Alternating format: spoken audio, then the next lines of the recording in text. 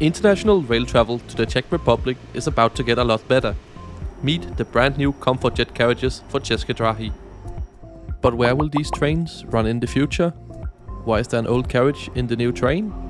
And what's missing here? All will be answered as I take this train for a ride on the initial test route from the border town of Bohumin to the Czech capital Prague, as we look at the train's stylish interior and dive into its new features. This is Bohumin station, located right on the border with Poland. While a relatively small town of just 21,000 inhabitants, its railway station has served as an important railway junction since the railway first arrived here in 1847. The current station building is from 1904.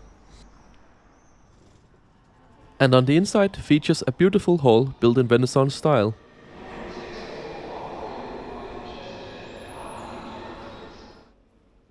Inside the station you will find features such as the ticket office for České dráhy, but also competing companies like revolutionize. There's also a small bakery and bistro. And overlooking the main hall is a slightly more modern departure board, where we can really see the station's international importance, with trains to places like Wien, Katowice and Gdansk, but also domestic destinations like Prague and Brno. On either side of the departure board you will find a small waiting room with some benches and more shops. The one on the right is also where you will find the station's toilets. And with that said, I think it's about time we take the underpass over to platform number 3, where our train will be departing from.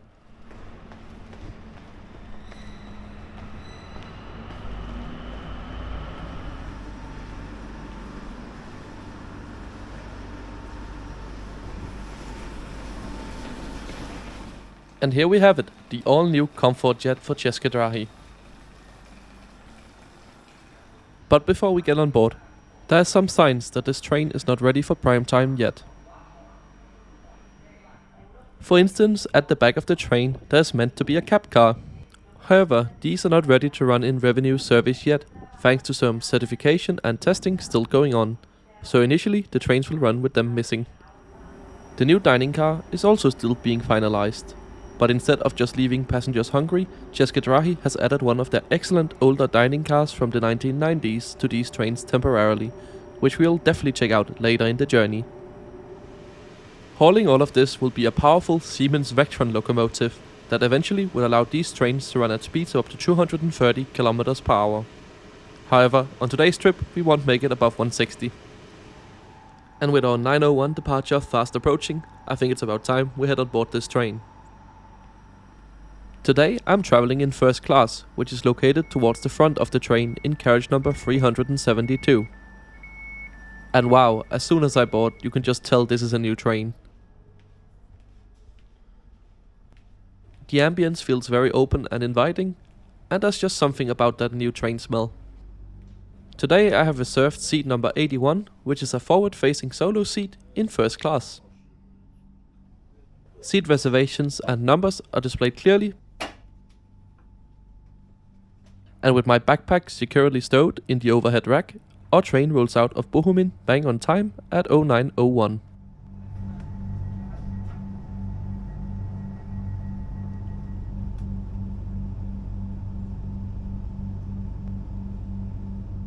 And with our journey now well underway, let's take a closer look at the route we'll be traveling on today.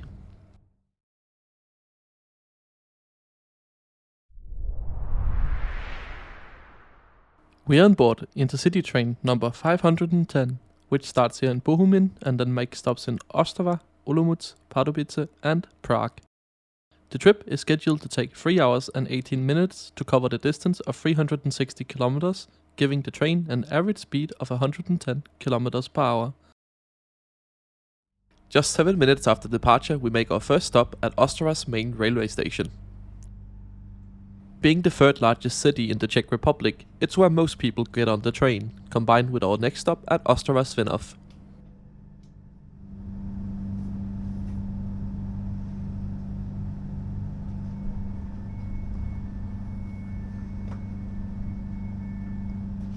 And with all the initial stops complete and our train now filling up nicely, We accelerate towards our top speed of 160 km per hour, and the free onboard service in first class begins, which just consists of a free bottle of water. But where first class definitely shines the most is the new seats.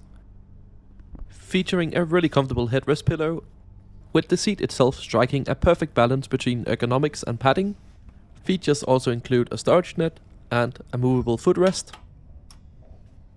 The tray table is big, nice and sturdy. And every seat also gets its own little bin. And under the seat you'll find both a full-sized power outlet as well as one USB-A and C port. On the bin side is also where you'll find the recline lever. And here you can see the difference between a fully reclined and non-reclined seat. And in the airline style paired seats you also get wireless charging.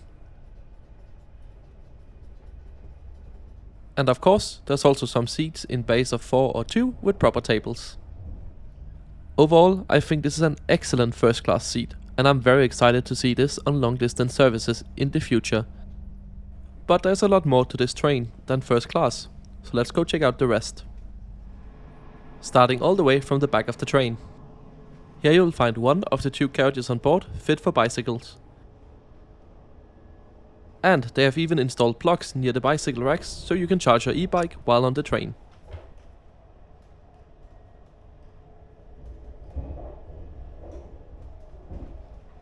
Continuing on, we get into one of the many second class seating areas.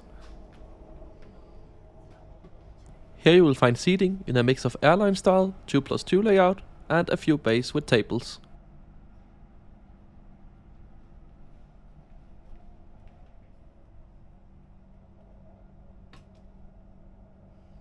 As these trains in the future will be used on routes where passengers bring a lot of luggage, lots of space has been made with both racks in the middle of the carriage, and the seats are also designed in a way that you can store a bag under them. And up above, large overhead racks are also available. Continuing on to the vestibule, this is where you will find the toilets. There's one on every side. There's also a bin out here. And crossing over to the next carriage, you'll also find a passenger information display. Continuing on, we get into another second class carriage, which has a largely similar layout. So why don't we instead have a look at the toilet. A light push on the door lets you in. And the door is easily locked using this knob. As for a new train, the toilet is spotlessly clean, and the flush is working. The toilet paper was stocked.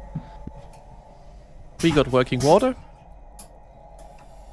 some soap, and a working dryer as well. So, I'm just gonna say thumbs up. In second class, you'll also find space for a baby carriage right outside of the family area. The family area is fairly small, dedicated to just a few seats by the end of one of the second class carriages. The table here features a small board game. On the opposite side, there's a small television playing cartoons. At the opposite end of this carriage you will find the wheelchair accessible area.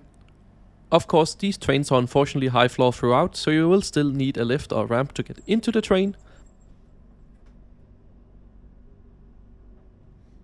And outside in the vestibule is where you'll find the accessible toilet. Behind the accessible toilet is where you can find the information point. This is where you will find the train staff when they're not out checking tickets.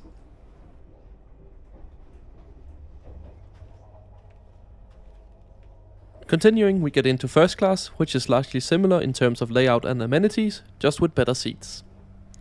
There are still luggage racks throughout, as well as clear information displays. What is more unusual though is that first class is at neither end of the train, instead sorta in the middle. Continuing, we get to another second class carriage. And I think we should check out these seats too, right? These seats come with a sturdy tray table deployed like this. There's really good legroom, as well as a footrest, a storage net. The seats have a good ergonomic design, and are well padded and features a comfortable winged headrest. Power can be found under the seat, as well as the recline lever, offering a good amount of recline. Honestly, these seats are pretty good and I could see myself doing long journeys in them. All the way towards the front you will also find another bike storage area, similar to the first one. And attached to the front is also where we will find the temporary dining car, but as I'm not quite hungry yet, we'll enjoy some views of the Czech countryside back at my seat. Our train is now coming into Olomouc. Being an important university town and one of the largest cities in the Czech Republic, all long-distance trains make a call here. We depart from here running a little behind schedule, but soon enough we're back up to speed and passing through my favorite part of this railway line, the curvy hills in between Olomouc and Pardubice.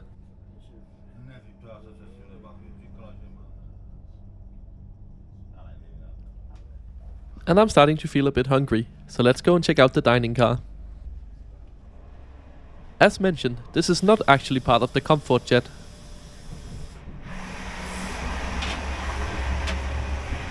But instead, an older one from the 1990s.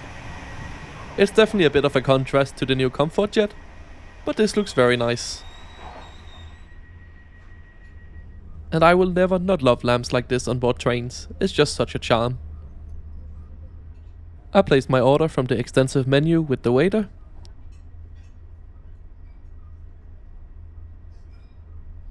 And while I wait for the food to be prepared, here's a look at the actual ComfortJet dining car. And lunch is served. This is the delicious new veal cutlet with potato celery mash and cucumber relish from the summer menu, which together with the drink cost me just under 12 euros.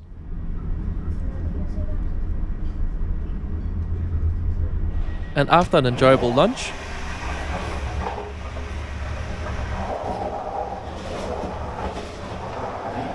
it's time to head back to my seat and relax for the rest of the journey.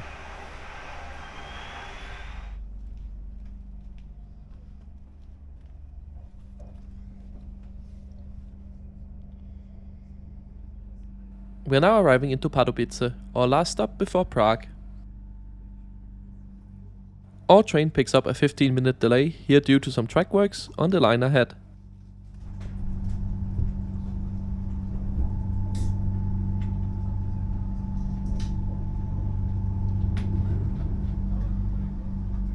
And after clearing the work zone, we're speeding along again, showcasing the train's full potential on Czech rails at least. Another fast thing on these trains is the Wi-Fi, which is pretty easy to connect to, but you have to watch an ad in order to connect. But apart from that, it's free and very fast. Overall, these trains have left me a great impression. The ride quality is smooth, the carriage is quiet, and the onboard ambience is great. But of course, the real test will be to see how they perform on the really long routes Czech is planning to use them on. Currently, the ComfortJets are in trial operation every day on board Intercity 510 and 11 between Prague and Bohumin. Later in 2024, they are planned to be introduced on the Eurocity service to Berlin, and once the track works beyond Berlin is completed, then also to Hamburg. As more ComfortJets gets delivered, these trains will also be introduced on the route towards Bratislava and Budapest, as well as the route to Wien and Graz.